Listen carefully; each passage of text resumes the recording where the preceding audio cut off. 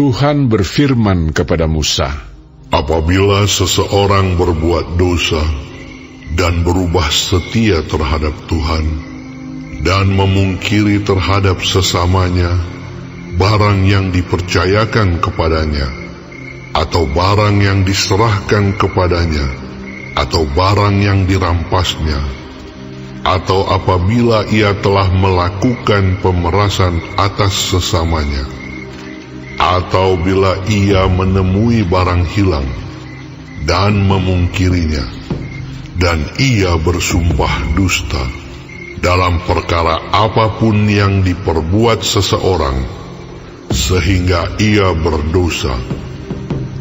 Apabila dengan demikian ia berbuat dosa dan bersalah, maka haruslah ia memulangkan barang yang telah dirampasnya, atau yang telah diperasnya, atau yang telah dipercayakan kepadanya, atau barang hilang yang ditemuinya itu, atau segala sesuatu yang dimungkirinya dengan bersumpah dusta. Haruslah ia membayar gantinya sepenuhnya dengan menambah 1/5. Haruslah ia menyerahkannya kepada pemiliknya pada hari ia mempersembahkan korban penebus salahnya. Sebagai korban penebus salahnya, haruslah ia mempersembahkan kepada Tuhan seekor domba jantan yang tidak bercela dari kambing domba, yang sudah dinilai menjadi korban penebus salah, dengan menyerahkannya kepada imam. Imam harus mengadakan pendamaian bagi orang itu di hadapan Tuhan, sehingga ia menerima pengampunan atas perkara apapun yang diperbuatnya, sehingga ia bersalah. Tuhan berfirman kepada Musa, perintahkanlah kepada Harun dan anak-anaknya, inilah hukum tentang korban bakaran. Korban bakaran itu haruslah tinggal di atas perapian, di atas mezbah semalam-malaman sampai pagi, dan api mezbah haruslah dipelihara menyala di atasnya. Imam haruslah mengenakan pakaian lengannya dan mengenakan celana lenan untuk menutup auratnya. Lalu ia harus mengangkat abu yang ada di atas mezbah sesudah korban bakaran habis dimakan api, dan haruslah ia membuangnya di samping mezbah. Kemudian haruslah ia menanggalkan pakaiannya dan mengenakan pakaian lain, lalu membawa abu itu keluar perkemahan ke suatu tempat yang tahir. Api yang di atas mezbah itu harus dijaga supaya terus menyala, jangan dibiarkan padam. Tiap-tiap pagi, imam harus menaruh kayu di atas mezbah, mengatur korban bakaran di atasnya, dan membakar segala lemak korban keselamatan di sana. Harus dijaga supaya api tetap menyala di atas mezbah, janganlah dibiarkan padam. Inilah hukum tentang korban sajian. Anak-anak Harun haruslah membawanya ke hadapan Tuhan ke depan mezbah. Setelah dikhususkan dari korban sajian itu, segenggam tepung yang terbaik dengan minyak, serta seluruh kemenyan yang di atas korban sajian itu, maka haruslah semuanya dibakar di atas mezbah, sehingga baunya menyenangkan sebagai bagian ingat-ingatannya bagi Tuhan.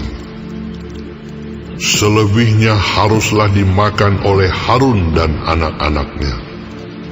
Haruslah itu dimakan sebagai roti yang tidak beragi di suatu tempat yang kudus. Haruslah mereka memakannya di pelataran kemah pertemuan. Janganlah itu dibakar beragi. Telah kuberikan itu sebagai bagian mereka daripada segala korban api-apianku. Itulah bagian maha kudus, sama seperti korban penghapus dosa dan korban penghapus salah. Setiap laki-laki di antara anak-anak Harun haruslah memakannya. Itulah suatu ketetapan untuk selamanya bagi kamu turun-temurun.